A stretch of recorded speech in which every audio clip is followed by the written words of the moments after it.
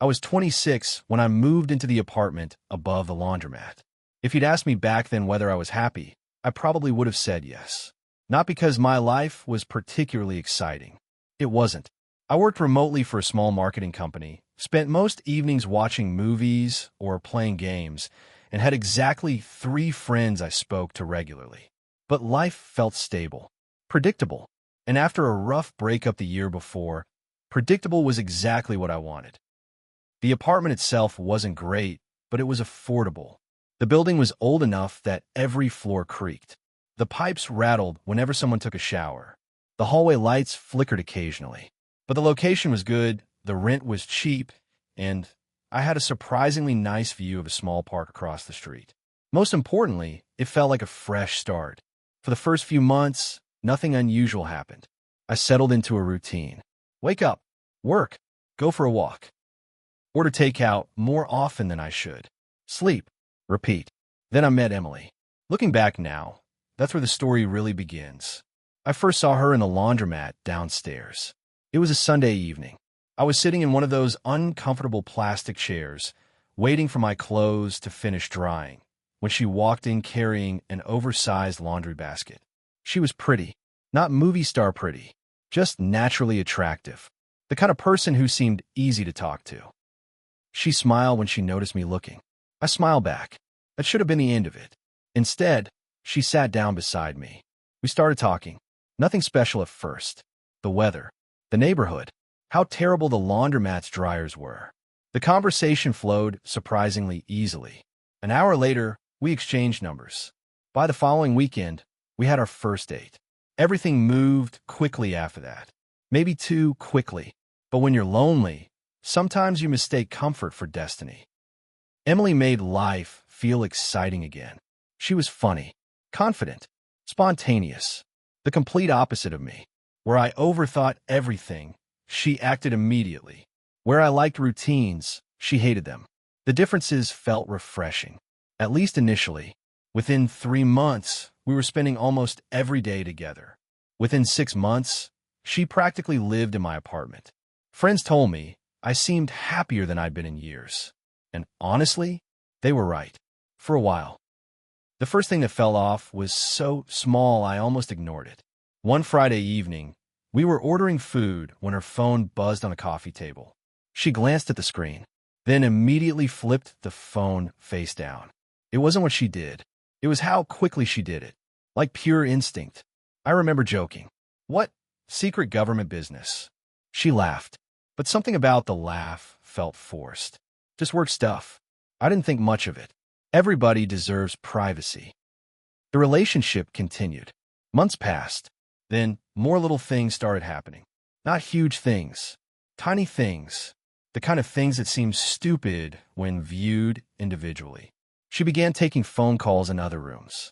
She changed her phone password. She started working later than usual.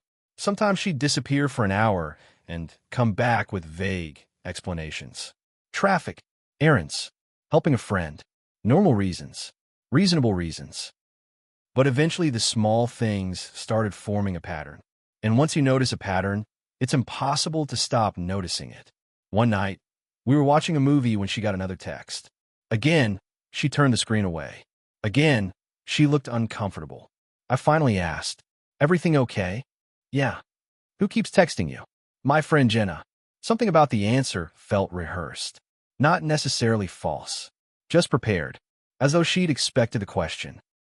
I remember feeling guilty immediately afterward. I didn't want to become that guy. The paranoid boyfriend. The suspicious boyfriend. The insecure boyfriend. So I let it go. For another few weeks. Then came the first real red flag. Emily and I had plans to spend Saturday together. Nothing major. Just lunch and maybe a movie. She texted me that morning, saying something had come up and she needed to reschedule. No problem. Things happen. I spent most of the day at home. Around 4 in the afternoon, I decided to grab coffee from a place across town. While waiting at a red light, I happened to glance toward a restaurant parking lot and saw Emily's car. At first I smiled. Funny coincidence. Then I noticed someone sitting across from her through the window. A man. They appeared to be laughing, talking, comfortable, very comfortable. I sat through an entire green light staring. The car behind me honked. I drove away. My stomach felt weird. Not because she was having lunch with another guy. People can have friends. But because she'd specifically canceled plans with me that morning and never mentioned meeting anyone. When I brought it up later that night, her reaction surprised me. She became defensive immediately. Not angry. Defensive. Oh my God, that's just Kyle.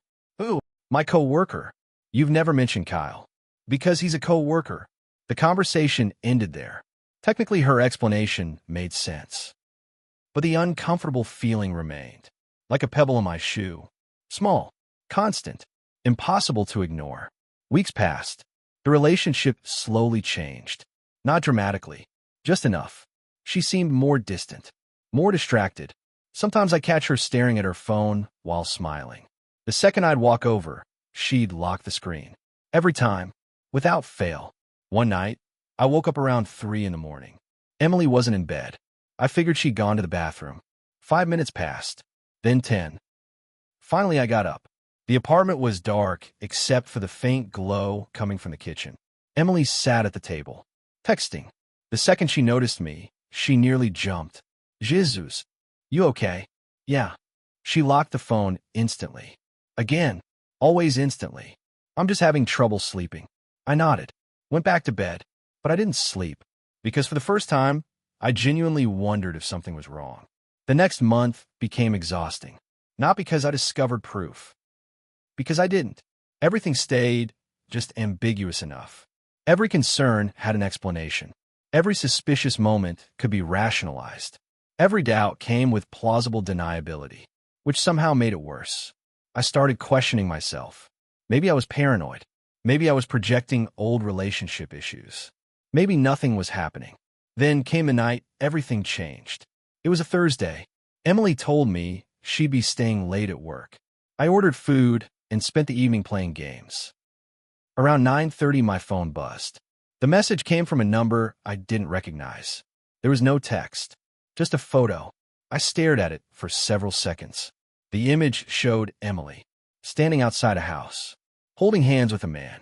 Not Kyle, someone else. My entire body went cold. A second message arrived. Thought you should know. That was it. No name. No explanation. Nothing. I immediately called the number. No answer. Called again. Straight to voicemail. I sat there for almost an hour staring at the photo, trying to convince myself it was fake, trying to find another explanation. Eventually, Emily came home. The second she walked through the door, she knew something was wrong. I showed her the picture. She froze. I'll never forget that moment. Not because of what she said, because of what she didn't say. She didn't look confused. She didn't ask where the picture came from. She didn't deny it. For 3 or 4 seconds, she simply stared, then started crying. And that's when I knew. The relationship ended that night. The truth came out in pieces. There wasn't just one guy. There had been multiple lies, multiple secrets, months of deception. The relationship I'd been fighting to save didn't actually exist anymore. Maybe it hadn't for a long time. She moved out a week later. And for a while, I honestly thought that was the end of the story. Painful ending. Life lesson. Move on. Simple. But life rarely works that neatly, especially when secrets are involved. About 2 months later, I received another text from the same unknown number. My heart nearly stopped when I saw it. The message read, "She lied to both of you." Attached was another photo, this time the man from the first image, standing beside a woman and 2 young children. I stared at the picture in complete confusion. Then realization hit. The man Emily had been seeing wasn't single either. Not even close. Apparently, his wife eventually discovered everything, and somehow through that process found me. We ended up speaking on the phone for nearly 3 hours, comparing timelines, comparing stories, comparing lies. What we discovered was honestly impressive in a horrifying sort of way. Emily and the man had apparently built entirely separate versions of reality. Different stories, different schedules, different excuses, different lives. The amount of effort required to maintain that level of deception was unbelievable. By the end of the call, neither of us were even angry anymore, just exhausted. Eventually, life moved on. The other couple separated. Emily disappeared from my life completely. I focused on work, friends, myself, the usual recovery process. And honestly, things got better. Much better. But every once in a while, something reminds me of that period. A restaurant, a song, a random street. And I think about how strange it is that relationships rarely end when the cheating starts. They usually end much earlier. The actual ending happens the first time someone chooses a lie. The first hidden text. The first secret meeting. The first moment they decide honesty is no longer necessary. Everything after that is just the collapse taking time to arrive. The weirdest part is that for months afterward, I kept wondering how I missed the signs. How I didn't know. How I didn't see it sooner. Then one day, the wife of the other guy said something that completely changed my perspective. She told me, "The reason you didn't see it is because you were being honest. Honest people don't spend their lives looking for lies." For some reason that stuck with me. Because she was right. When you're trustworthy, you assume other people are too. You don't constantly investigate. You don't expect deception from the people you love. And maybe that's not weakness. Maybe that's just what trust looks like. Still, whenever someone asks me about the worst relationship I've ever had, I always think back to that apartment above the laundromat. The place where I thought I was starting a better chapter of my life. Strangely, I was. Just not with the person I expected. Sometimes the worst relationships teach you more than the good ones ever could. And sometimes the biggest red flag isn't what someone says. It's the feeling that something isn't adding up. The feeling you keep trying to ignore. The feeling that quietly follows you long before the truth finally catches up.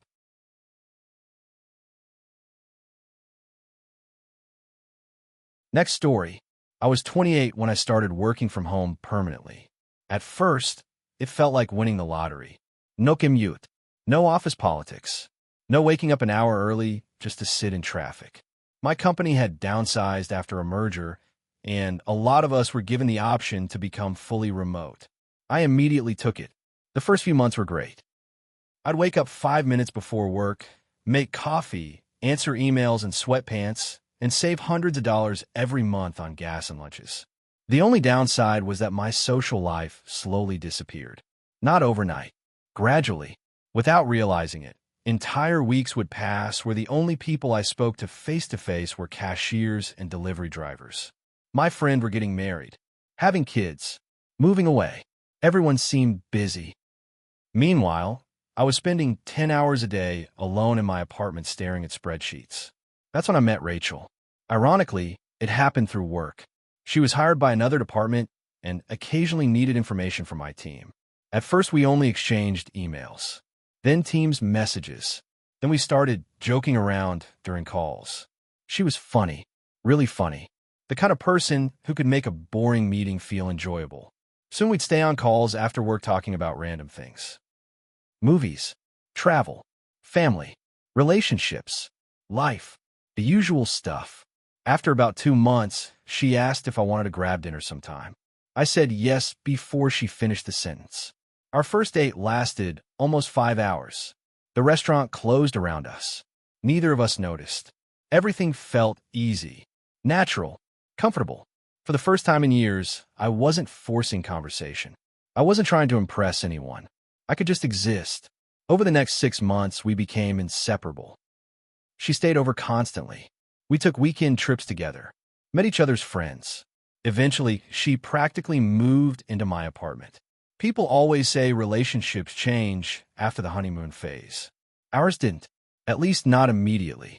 The first year was genuinely great, maybe the happiest I'd ever been, which is probably why what happened next blindsided me so completely. It started with something stupid, a package. One afternoon, while Rachel was working from my apartment, a delivery arrived. She was in the shower when I brought it inside. The package was addressed to her. That wasn't unusual. What was unusual was the return address. The sender's name was Mark. I only noticed because the name felt familiar. Then it clicked. Mark was her ex-boyfriend, the one she'd supposedly broken up with nearly 2 years earlier. I wasn't worried. Not at first. People accidentally receive old mail all the time. But when Rachel got out of the shower and saw the package, her reaction felt off. She immediately grabbed it, like instantly, almost before I finished mentioning it. Then she laughed awkwardly. Oh, that's weird. Your ex sent you something? I guess. You gonna open it? Her smile faded slightly. Later, she took the package into the bedroom, closed the door, and stayed in there for nearly 20 minutes. When she came out, the package was gone. I didn't bring it up again, mostly because I didn't want to seem insecure. Besides, there were probably 100 reasonable explanations. At least that's what I told myself. A week later, I forgot about it entirely. Then came another small thing. Rachel left her laptop open while she ran downstairs to get food. A notification popped up. Normally, I wouldn't care. I wasn't the type to snoop. But the preview caught my eye, because it simply read, I miss you too. No name, no context, just those 4 words. I remember staring at it, not opening anything, not touching anything, just staring. When Rachel came back upstairs, I casually mentioned it. Immediately, her expression changed. Not dramatically, just enough. Oh, that's my cousin. I nodded. The explanation sounded ridiculous, but I nodded anyway, because sometimes people choose the answer they want rather than the answer they believe. Over the next month, things felt different. Not bad, just different. Rachel became protective of her phone, protective of her laptop, protective of her schedule. Whenever I'd ask what she was doing after work, her answers became strangely vague. Just errands, meeting a friend, busy for a bit, little things, tiny things, nothing that could start an argument, nothing concrete. Yet the feeling kept growing, the feeling that there was something I wasn't being told. One Friday night, we were watching a movie when her phone vibrated. She checked it, then immediately stood up. I had to make a call. She stepped onto the balcony, closed the door behind her. I watched her through the glass. She wasn't talking like someone having a normal conversation. She was smiling, laughing, playing with her hair. The kind of behavior people display when they're talking to someone they care about. A lot. When she came back inside 20 minutes later, I asked who called. Her answer came instantly. My sister. The response was so quick it felt rehearsed. Again. I let it go. Again. And honestly, that became the worst part. I kept letting things go. Not because I believed her. Because I was afraid of what the truth might be. A few weeks later, Rachel announced she had a work conference. 3 days. Out of town. Pretty normal. Her company did that occasionally. She seemed excited. I even drove her to the airport. Kissed her goodbye. Told her I'd miss her. The whole thing. The first day passed normally. The second day, too. The third day is when everything fell apart. I was working when I got a message from an unknown number. The text simply said, Is Rachel with you right now? I stared at it, then replied, No. Almost immediately the person answered. She's supposed to be. The conversation that followed changed my life. The sender's name was Kevin, and according to Kevin, Rachel was his girlfriend. Not ex-girlfriend, current girlfriend, for nearly 3 years. At first I thought it was some kind of joke, some insane misunderstanding. Then he started sending screenshots, photos, messages, dates, evidence, an overwhelming amount of evidence. I remember physically shaking while scrolling, because everything lined up, the timelines, the locations, the trips, the stories, the work conference. There was no conference. Rachel was spending the weekend with him, 3 states away. The realization hit like a truck, not because she was cheating, because she'd built an entirely separate life, a complete second relationship, and somehow maintained both simultaneously. I spent the next few hours talking to Kevin. The more we compared notes, the worse it got. Rachel had told him she traveled frequently for work. That explained her absences. Meanwhile, she told me she occasionally stayed with family. That explained time spent with him. She had 2 birthdays depending on who she was talking to. 2 different stories about her childhood. 2 different stories about previous relationships. It was honestly impressive. In a terrifying sort of way. The amount of planning required was unbelievable. That night, neither of us slept. We just kept uncovering more lies, more inconsistencies, more hidden pieces. The next morning, Rachel texted me, Can't wait to see you tonight, Red Heart. I remember staring at the message, then laughing. Not because anything was funny, because sometimes shock breaks your brain a little. I simply replied, Okay. That evening, she arrived home around 8. She walked through the apartment smiling, started telling me about her fake conference, the fake hotel, the fake meetings, the fake co-workers, and I just listened for almost 10 minutes. Every line made me feel strangely calm, because now I knew, finally, completely. When she finished, I asked one question. How was Kevin? Everything stopped. Her face lost all color. Immediately, the silence that followed felt endless. Then came the excuses, the explanations, the tears, the apologies, the promises. The same script countless people have probably heard before. But once the illusion breaks, it's impossible to rebuild. The relationship ended that night. Rachel moved out within a week. And for a while I thought that would be the last chapter. It wasn't. About 4 months later, Kevin called me unexpectedly. Apparently, Rachel had started dating someone new. At the same time, she was attempting to reconcile with him. The same cycle, the same behavior, the same lies. Neither of us were surprised anymore. At some point, the anger had disappeared. All that remained was confusion. How does someone keep track of that many lies? How exhausting must it be? How do you build real connections when everything is built on deception? I never got an answer. Years have passed now. I'm in a much healthier relationship, one built on honesty, which sounds obvious until you've experienced the opposite. Sometimes people ask what the biggest lesson from that experience was. They usually expect something dramatic, a warning sign, a red flag, some clever piece of wisdom. But honestly, the biggest lesson was much simpler. Trust isn't supposed to feel confusing. Healthy relationships aren't supposed to make you constantly question reality.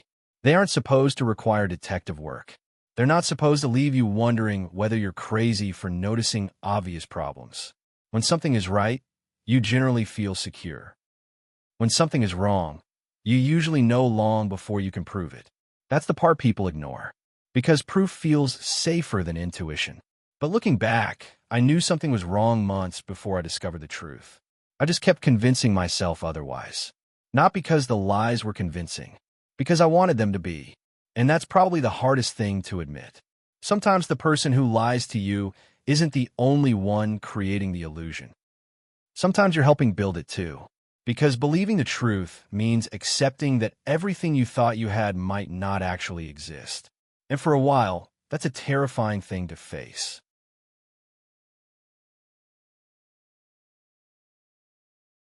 Next story. I was 29 when I became convinced my girlfriend was hiding something from me. The problem was that I couldn't figure out what it was. If you'd asked any of my friends at the time, they would have told you I was being paranoid. Honestly, if you'd asked me during certain moments, I would have agreed with them. Because there wasn't a smoking gun.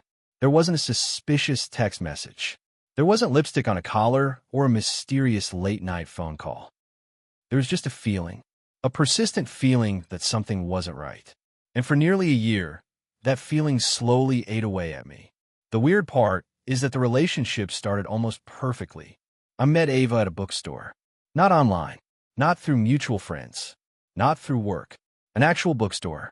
The kind with creaky wooden floors and a resident cat that slept near the register. I was browsing the mystery section when she walked over and picked up the exact book I'd been reaching for. We both laughed, made some joke about sharing custody, and somehow ended up talking for almost 40 minutes. The whole thing felt ridiculously cliché. The kind of story people make up when they're trying too hard to sound romantic. Except it actually happened. A week later, we had our first date. 3 months later, we were official. 6 months later, she practically lived at my apartment. Everything moved naturally. No drama, no games, no mixed signals. Just two people who genuinely enjoyed being around each other. At least that's how it felt. Ava was different from anyone I dated before. She was independent, almost aggressively independent. She hated asking for help, hated relying on people, hated feeling like she owed anyone anything. At first, I admired it. It felt mature, healthy, refreshing. But eventually, I started realizing there was a downside, because independence can sometimes become secrecy. And secrecy can start looking a lot like dishonesty. The first strange thing happened about 8 months into the relationship. It was small, almost laughably small.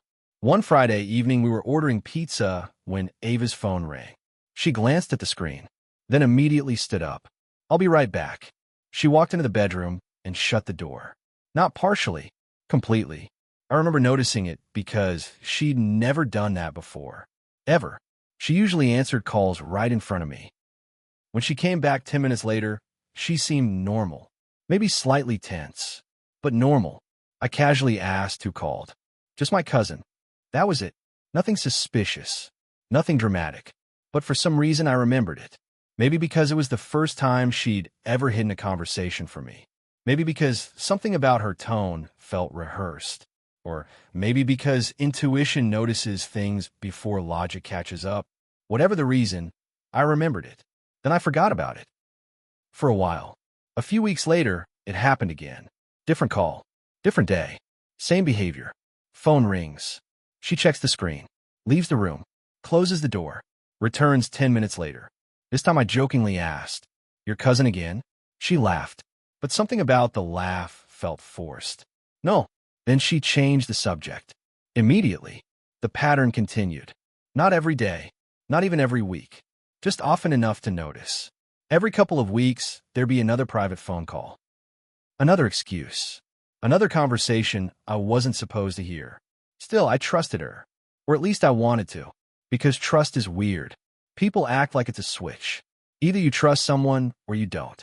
In reality, it's more like a rope. Every lie frays it a little. Every strange behavior weakens it. And eventually you start noticing the strands coming apart. The second thing happened around Christmas. Ava and I were shopping for gifts at a mall about 40 minutes away. The place was packed. Holiday music blasted from every store. Kids were screaming. People were fighting over parking spots. The usual Christmas madness. We were walking past a coffee shop when a man suddenly called out her name. "Ava." She froze. Completely froze. Not surprised. Frozen. Like a deer spotting headlights. The man approached smiling. Maybe early 30s. Clean cut. Friendly looking. He seemed genuinely happy to see her. Ava did not seem happy to see him. Not even a little. The conversation was painfully awkward. The guy introduced himself as Ethan. Apparently, they knew each other, or had known each other. At one point, he casually asked, "So how's Seattle?" Ava looked horrified. Actually horrified. "Fine." That was all she said. Just, "Fine." A few seconds later, she practically dragged me away. As soon as we were out of earshot, I asked who he was. She answered immediately. "Old co-worker."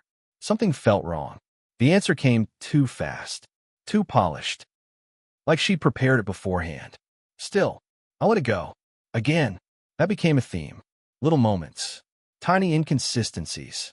Questions that never received satisfying answers. And every time I convinced myself I was overthinking. Then came the anniversary trip. That was when everything really started unraveling. Ava and I rented a cabin near a lake for a long weekend. No phones. No work. No distractions. Just us. The first day was great. The second day was great too. The third day changed everything. It happened because of photograph. We were sitting on the porch looking through old pictures on her phone. Vacation photos. Family photos. Pet photos. The usual stuff. Then she suddenly grabbed the phone. Too quickly. A split-second reaction. But I saw it. Just before the screen disappeared. A photo. A wedding photo. And Ava was in it. Not attending it. In it. Standing beside a groom. Wearing a wedding dress. For several seconds, neither of us spoke. My brain struggled to process what I'd seen. Then I laughed. Because there had to be an explanation. Right? Maybe it was a costume party. Maybe it was a joke. Maybe Ava... Her face turned pale. The silence told me everything. Not the full truth. But enough. Enough to know this wasn't going to be a simple explanation. Finally she spoke. Very quietly. "I was married once." What? I was married. The words hit me harder than they should have. Not because she'd been married. People get divorced. That's normal. The problem was we'd been together nearly 2 years. And she'd never mentioned it. Not once. Not ever. Not during conversations about exes. Not during discussions about marriage. Not during anything. She'd erased it. I felt like someone had suddenly removed part of the floor beneath me. We spent hours talking that night. We're trying to. The story came out slowly. Painfully slowly. Apparently, she'd gotten married young. Very young. The relationship had ended badly. The divorce had been messy, embarrassing, traumatic. So she decided never to talk about it again. I wanted to understand. Part of me did understand. But another part kept asking the same question. How do you hide an entire marriage from someone you supposedly love? The explanation never felt complete. And that feeling stayed with me. Months passed. Life returned to normal. Sort of. But the discovery changed something. Because now I knew she was capable of hiding enormous pieces of her life. Not little things. Huge things. And once that possibility exists, it's hard to put it back in the box. The private phone calls continued. The vague answers continued. The strange tension whenever certain topics came up continued. Then one night, everything finally exploded. It was completely accidental. I wasn't snooping. I wasn't investigating. I wasn't trying to catch her. I was looking for a charger. That's it. A charger. Ava was out with friends. My phone battery was dying. I knew she had an extra charger in her desk drawer. When I opened the drawer, I found the charger immediately, along with something else. A stack of documents. Normally, I would have ignored them, but my name was on one of them.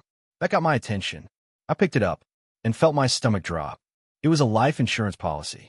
A life insurance policy listing Ava as beneficiary. Nothing strange about that, except I had never created one. Never signed one. Never even discussed one. Confused, I kept reading. Then I noticed another name. A man's name. Not mine. The policy wasn't for me. It was for someone else. Someone listed as her spouse. My hands started shaking. I read the document 3 times. Then 4. Then 5. The same conclusion appeared every time. According to those papers, Ava was still married. Not divorced. Married. Legally married. To someone else. I sat there staring at the paperwork for what felt like an hour, trying desperately to find another explanation. There wasn't one. When she got home that night, I confronted her immediately. The look on her face told me everything. No confusión. No surprise. No denial. Just exhaustion. The truth came out over the next several hours. And somehow it was worse than anything I'd imagined. Years earlier, after separating from her husband, they'd begun divorce proceedings. But financial issues delayed everything. Then legal complications. Then health problems. Then more delays. Eventually, the process simply stalled. Neither of them reconciled. Neither of them lived together. But technically, legally, they remained married. For years. The private phone calls, lawyers, financial discussions, medical issues, the random guy at the mall, a friend who knew the entire situation, the strange secrecy, fear, embarrassment, shame. She hadn't been cheating. She hadn't been living a double life. She'd been hiding a massive, unresolved problem. One thing she was terrified would destroy our relationship. And ironically, the secrecy almost did. Not because of what she'd hidden. Because she'd hidden it. That's the part people underestimate. Secrets don't damage relationships because of their content. They damage relationships because they create distance. Every secret becomes a wall. And eventually you realize you're sharing a life with someone while simultaneously being kept outside it. We almost broke up. Honestly, we probably should have. Trust doesn't magically repair itself. Once cracked, it takes work. A lot of work. More conversations than I can count. More arguments than either of us wanted. More honesty than we'd ever practiced before. But eventually something surprising happened. The truth became less scary than the secrecy had been.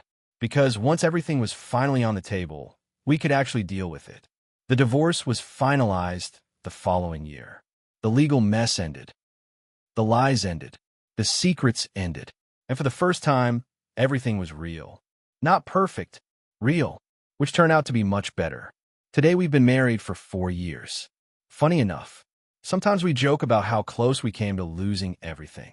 Not because of infidelity, not because of betrayal, because of fear. Because one person became convinced that a painful truth would be rejected. And because another person spent months assuming the worst rather than demanding answers. If there's a lesson buried somewhere in all of this, it's probably that uncertainty is often worse than reality. The human brain is incredibly creative when it lacks information. Give a gap, and it'll fill it. Usually with something terrible. For almost a year, I thought Ava was hiding an affair. A secret relationship. A double life. The truth was completely different. But because she refused to talk about it, my imagination did the talking instead. And imagination is usually far more terrifying than reality. Sometimes the scariest relationship stories aren't about discovering someone else's secrets. They're about discovering how quickly your own mind can turn uncertainty into a nightmare.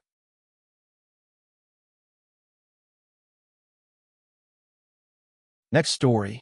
I was 31 when I became friends with my neighbor.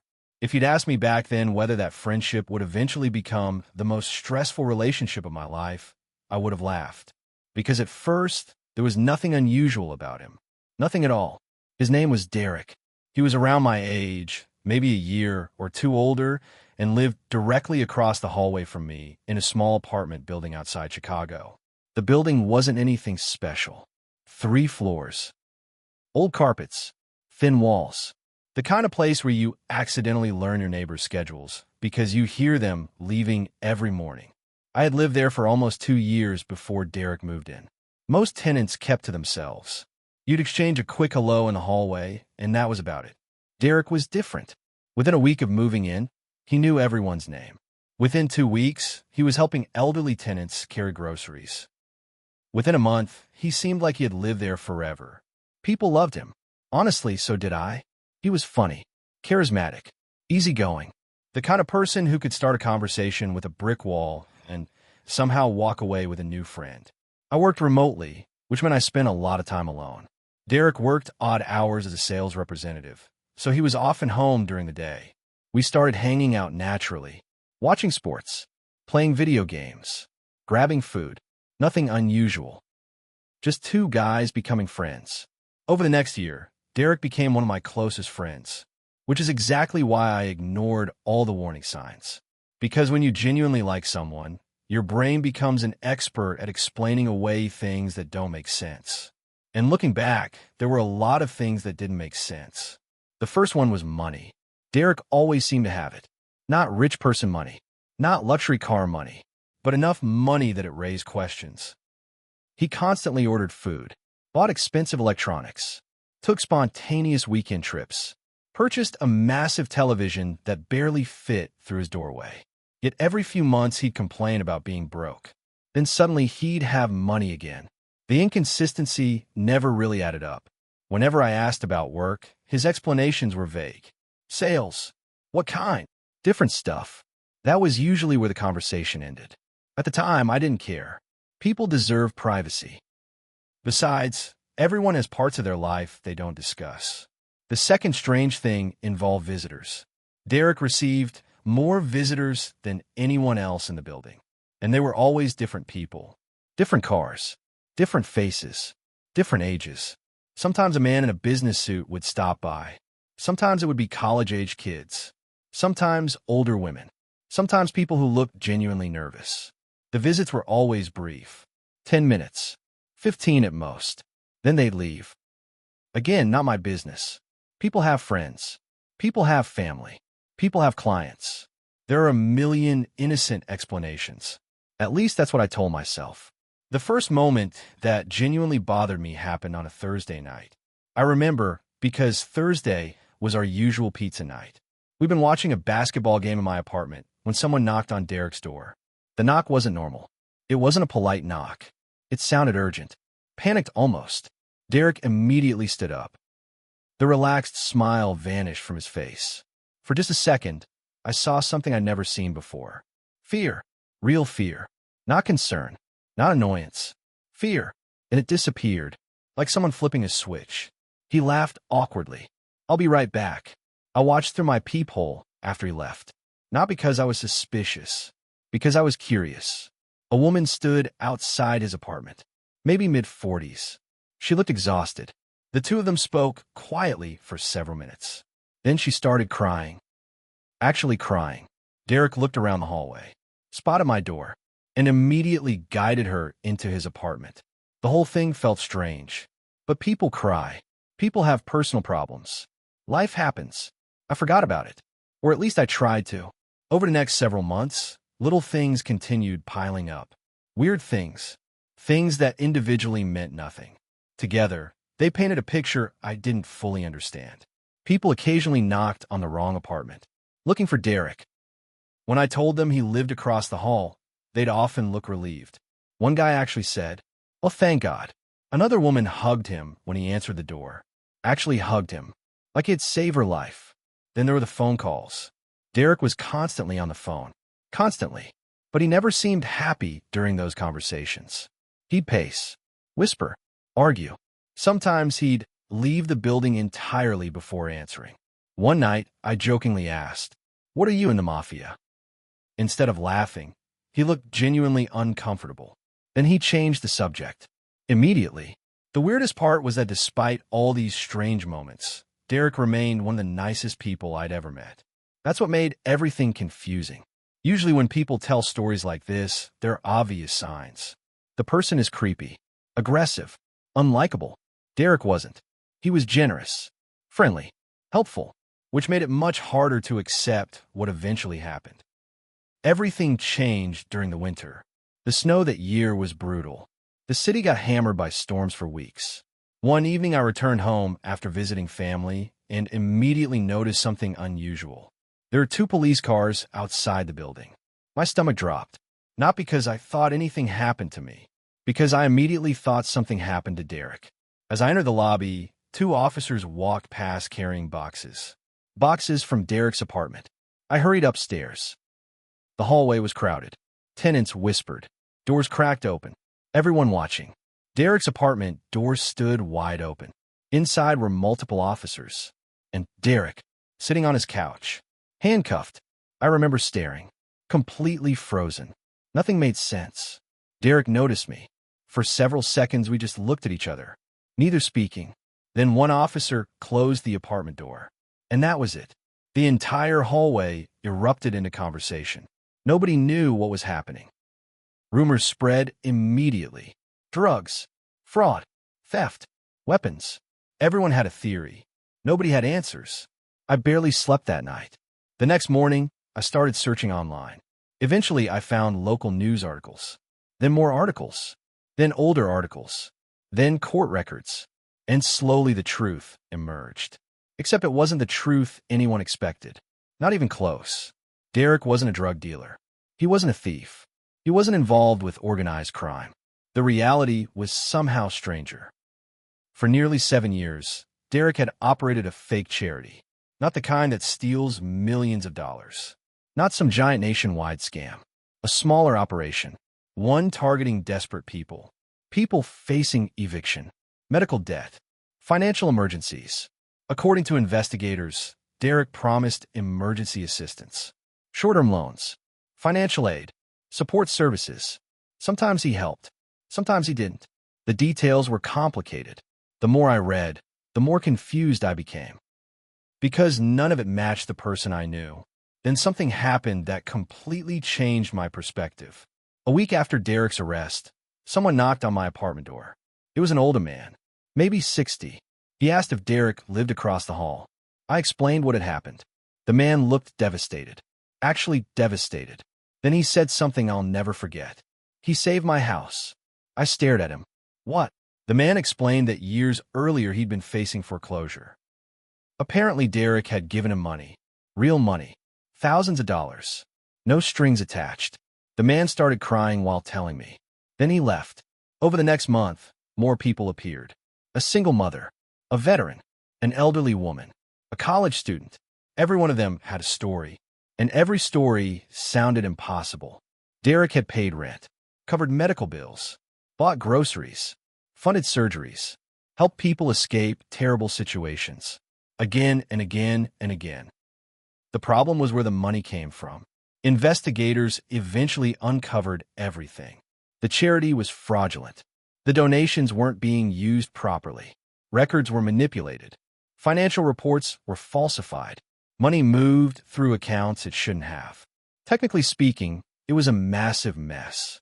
Legally speaking, it was criminal. But emotionally, it became complicated. Because unlike most fraud cases, there were real victims on both sides. People lost money. People were deceived. Yet other people had genuinely been helped. Some claimed Derek had literally saved their lives. The entire thing became a local controversy.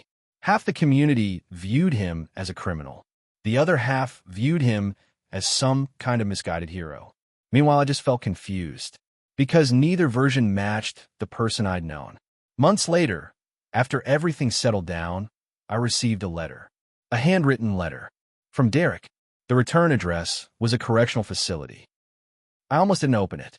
Eventually, curiosity won. The letter was surprisingly short. Most of it consisted of apologies. Apologies for lying. Apologies for involving people. Apologies for everything. Near the end, he wrote something that stuck with me. He said, "The worst part isn't that people think I'm a criminal. The worst part is knowing they're right." I read that line probably 20 times. Because for the first time, everything clicked.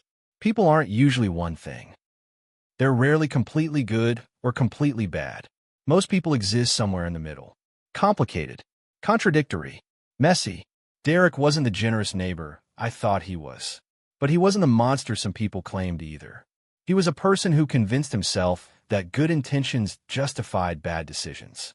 And eventually those decisions caught up with him. A few years have passed since then. I moved out of that building. Life moved on. Sometimes I still think about those nights watching basketball games with Derek. The conversations, the jokes, the friendship, and honestly, part of me still misses him. Not because I excuse what he did, because I remember the version of him I knew.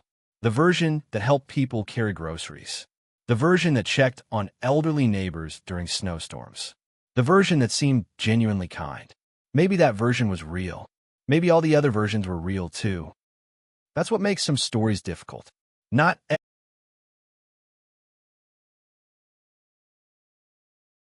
Next story. I was 27 when I found out my best friend had been lying to me for almost 6 years.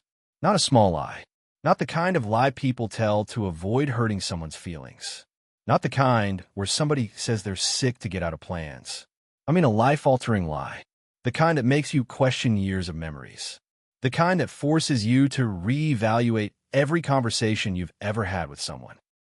The kind that leaves you sitting alone at 2 in the morning wondering if you ever actually knew them at all. The weird thing is that if you'd met Ryan, you would have trusted him immediately. Everyone did. He had that kind of personality. The guy could walk into a room full of strangers and somehow leave with everyone's phone number. He was funny without trying too hard. Confident without being arrogant. The kind of person who somehow remembered everybody's birthday and always showed up when somebody needed help moving. We met during our freshman year of college. The friendship happened almost instantly. Our dorm rooms were on the same floor. We both liked the same movies, the same sports, the same music. Before long, we were spending almost every day together. If one of us was going somewhere, the other was usually there too. Over time, Ryan became more like family than a friend. My parents knew him. His parents knew me. We spent holidays together occasionally. Road trips, birthdays, graduations, the whole thing. By the time we reached our late 20s, there wasn't a person on earth I trusted more. Which is probably why I never questioned anything he told me. If Ryan said something, I believed it. Simple as that. That level of trust turns out to be dangerous. Because once someone earns it, you stop verifying things. You stop questioning things. You stop looking closely. And that's exactly what happened. The first strange thing happened years before everything fell apart. At the time, it seemed completely insignificant. We were 23, still living with roommates, still figuring life out. One night, we were sitting in a sports bar watching a playoff game when Ryan got a phone call. The second he looked at the screen, his entire demeanor changed. He stood up immediately, walked outside, and stayed there for nearly 20 minutes. When he came back, he seemed distracted. Not upset, just distracted. I remember joking. "What was that? Witness protection calling?" He laughed, but it felt forced. "My sister." The answer made sense. Ryan was close with his younger sister. I didn't think about it again. Not for years. Looking back, that's one of the memories that stands out. Not because it was suspicious, because it became suspicious later. The same way an ordinary detail suddenly becomes important during the final 10 minutes of a movie. At the time, it's meaningless. Later, it changes everything. The second strange thing happened about a year later. Ryan had started dating a woman named Ashley. Everyone liked Ashley. She was smart, funny, easygoing. Most importantly, she genuinely seemed happy around Ryan. For a while, they looked like the perfect couple. Then one day, they broke up. Out of nowhere. No warning. No dramatic social media posts. Nothing. One week, they were together. The next week, they weren't. Naturally, I asked what happened. Ryan gave a simple explanation. They wanted different things. That was it. No details. No detalles. No stories. The explanation felt odd because Ryan normally overshared everything. Yet for some reason, he wouldn't discuss Ashley at all. Whenever her name came up, he'd change the subject. Again, I didn't think much of it. At the time, years passed. Life moved forward. Ryan built a successful career in sales. I started working in logistics. Adult life happened. Less free time. More responsibilities. Yet somehow we remained close. Which is why the next part hit so hard. It started with a wedding. Not mine. Not Ryan's. A mutual friend's wedding. The kind where half the guest list already knows each other. The kind where people spend more time catching up than actually watching the ceremony. The reception was held at a large hotel ballroom. Nothing fancy, just a typical wedding. Good food, loud music, too much alcohol. At one point during the evening, I wandered over to the bar for another drink. That's when I noticed someone staring at me. A woman, maybe early 30s. Dark hair, familiar face. It took me a second to place her. Then I realized, Ashley, Ryan's ex. I hadn't seen her in years. She smiled politely and walked over. We exchanged the usual small talk. Jobs. Life. How long it's been. Normal stuff. Then she asked a question. A completely innocent question. One that ended up changing everything. How's Ryan's daughter doing? I laughed. What? She smiled. His daughter. For a second, she looked confused. Then I looked confused. Then we both looked confused. The conversation stopped. Completely. Ashley stared at me. Finally, I spoke. Ryan doesn't have a daughter. The color drained from her face. Immediately. Not gradually. Immediately. And in that moment, I knew something was wrong. Very wrong. Ashley looked like someone who had accidentally stepped on a thin ice. She kept opening her mouth, then closing it again. Finally, she muttered, "Oh, oh." How come I hate that word? Because whenever somebody realizes they've revealed a secret, that's usually the first thing they say. Oh, the universal language of accidental disaster. I asked her what she meant. She hesitated. Then she asked a question of her own. You really don't know? That sentence instantly changed the atmosphere. Every instinct I had started screaming. I remember feeling my stomach tighten. The same sensation people get before bad news. The same sensation people get when a roller coaster reaches the top. You don't know what's coming, but you know it's not good. Ashley looked genuinely uncomfortable, like she was trying to decide whether she should continue. Eventually, she sighed. Then she told me something that completely shattered my understanding of my best friend. Apparently, Ryan had a daughter he'd had since college, a daughter who is now almost 8 years old. I laughed, not because it was funny, because it sounded impossible. Actually impossible. I'd known Ryan during college. We lived together, partied together, traveled together. There was no child, no pregnancy, nothing. Ashley looked confused, then concerned, then sympathetic. And that's when I realized she wasn't joking, not even remotely. The conversation that followed felt surreal. According to Ashley, Ryan had told her about the child early in their relationship. He supposedly shared custody with the mother. He supposedly spent weekends with his daughter. He supposedly helped support her financially. The entire thing was presented as a normal part of his life, a life that apparently only Ashley knew about. I left the wedding early, not because I was angry, because my brain literally couldn't process what I'd heard. The drive home felt like a dream. The entire time, I kept trying to find another explanation, a misunderstanding, a mix-up, something, anything. But the more I thought about it, the worse it got. Suddenly, years of strange moments started resurfacing. Phone calls, disappearing weekends, vague explanations, canceled plans, things I'd ignored because I trusted him, things that suddenly looked completely different. The next day, I called Ryan. Immediately. I didn't dance around it. Didn't ease into the conversation. The second he answered, I asked, "Do you have a daughter?" The silence that followed told me everything. For nearly 10 seconds, neither of us spoke. Then he hung up. Actually hung up. I called back. Straight to voicemail. Again. Voicemail. Again. Voicemail. That night, he finally texted. 3 words. "We need to talk." The following evening, we met at a park. The same park where we'd played basketball countless times over the years. The same park where we'd spent entire summers hanging out. I arrived first. Ryan showed up about 10 minutes later. He looked exhausted, like he hadn't slept.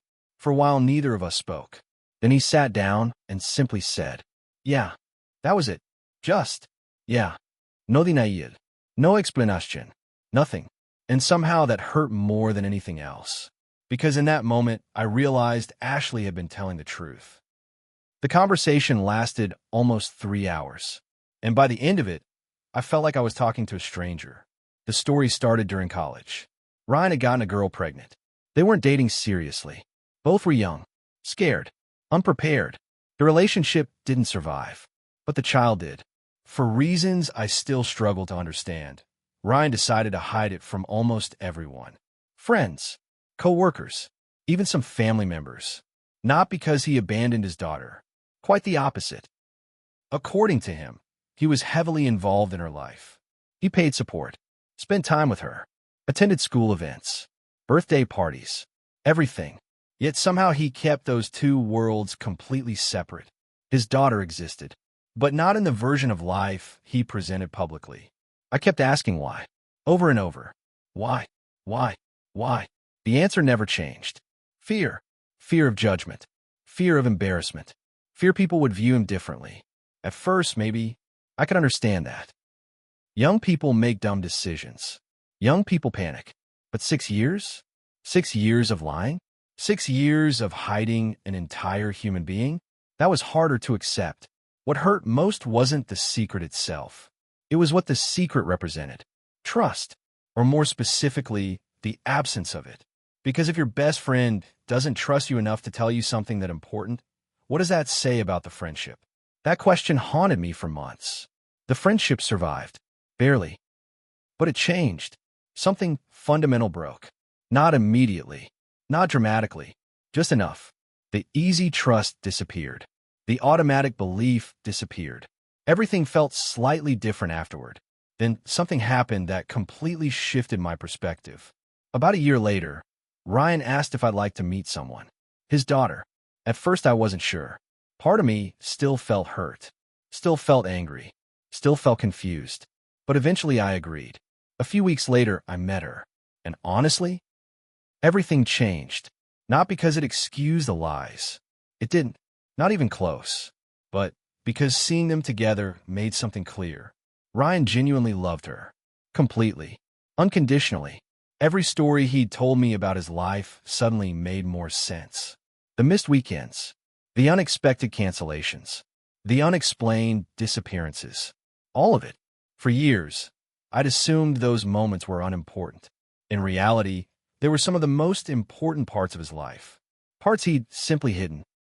The friendship never returned to what it had been before. I don't think it could.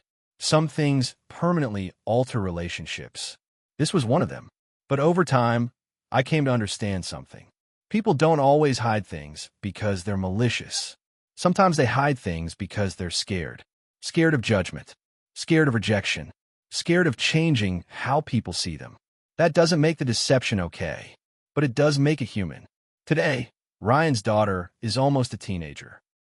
I've known her for years now. She's funny, smart, sarcastic in the same way he is. And then I'll catch myself thinking about all the birthdays, school plays, and family moments I unknowingly missed because I didn't even know she existed. That's still a strange feeling. The truth is, finding out about the secret hurt. A lot. But what hurt more was realizing how long my best friend carried that fear alone. 6 years of believing people would think less of him. 6 years of constructing a second version of reality. 6 years of living with a secret that got heavier every year. And sometimes I wonder which was harder, learning the truth, or being the person who spent years terrified of telling it.